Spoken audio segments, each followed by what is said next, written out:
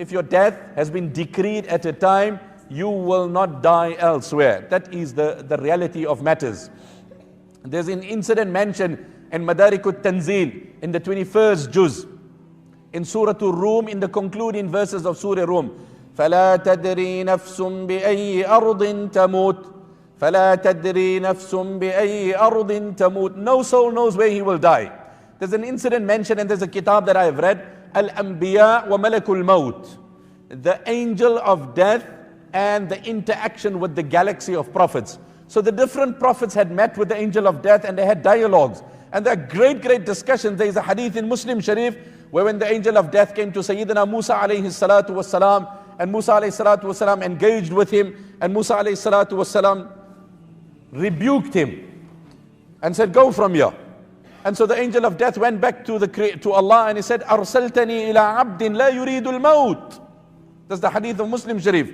Oh my Lord, you've sent me to a man who doesn't want to die. And Allah said, that is my prophet Musa, go to him, identify yourself to him, and tell him you are a messenger and you have come to remove his soul. And tell him he has a choice. If he puts his hand on the back of a bull, then every strand of hair that he touches, he will be given 1 year of extension of life. So the angel of death came to him and said, I am the angel of death, and Allah has given you the choice. فَلَهُ بِمَا غَطَّتْ يَدُهُ بِكُلِّ شَعْرَةٍ سَنَةٍ. Every strand of hair that you touch. So Sayyidina Musa alayhi salam said, and thereafter what will happen? If it was me, I would look for the most hairy bull, the one that has the most amount of hair on it, and grasp with 2 hands in a full embrace so that I could prolong my life. He said, after that what will happen? He said, ثُمَّ الْمَوْتِ, then inevitably is death.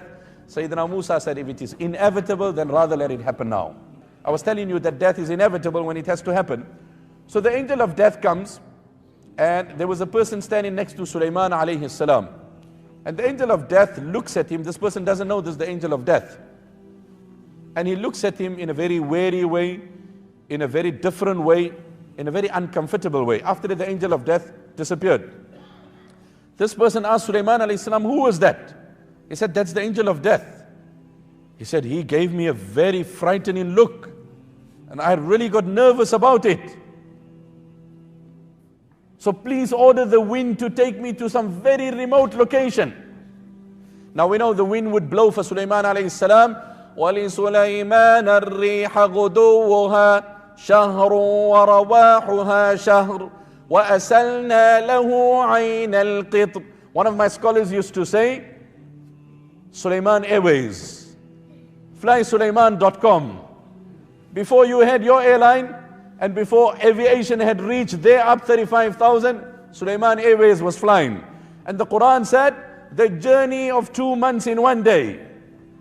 وَلِسُلَيْمَانَ الرِّيحَ غُدُوُّهَا شَهْرٌ وَرَوَاحُهَا شَهْرٌ وَأَسَلْنَا لَهُ. And the Quran said in another place, تَجْرِي بِأَمْرِهِ تَجْرِي بِأَمْرِهِ رُخَاءً. The wind of Sulaiman was gentle, was passive, yet swift. So it wasn't aggressive. It wouldn't cause harm to nature. It was eco-friendly. There was no emissions of gas. تَجْرِي بِأَمْرِهِ رُخَاءً حَيْثُ أَصَابَ. So Sulaiman alayhi salam instructs the wind to take him to a very remote place. Subsequently thereafter, the angel of death comes back to Sulaiman alayhi salam. And he asked Sulaiman alayhi salam, where's the brother that was here? He said, to be honest, he felt so threatened and intimidated by your look, he asked me to relocate him with the wind, which I did because of the miracle that Allah has given to me. So the angel of death sighed with relief. He said, I was wondering, because in an hour's time I was given the command to remove his soul at a very distant place. I was wondering, what was he doing here? I said, what is this man doing here? Allah has told me to remove his soul at a very, very distant location. And I'm like, this man is sitting here, and in an hour's time he needs to be dying on that other island. وَمَنْ كُتِبَتْ مَنِيَّتُهُ بِأَرْضٍ فَلَيْسَ يَمُوتُ فِي أَرْضٍ سِوَاهَا.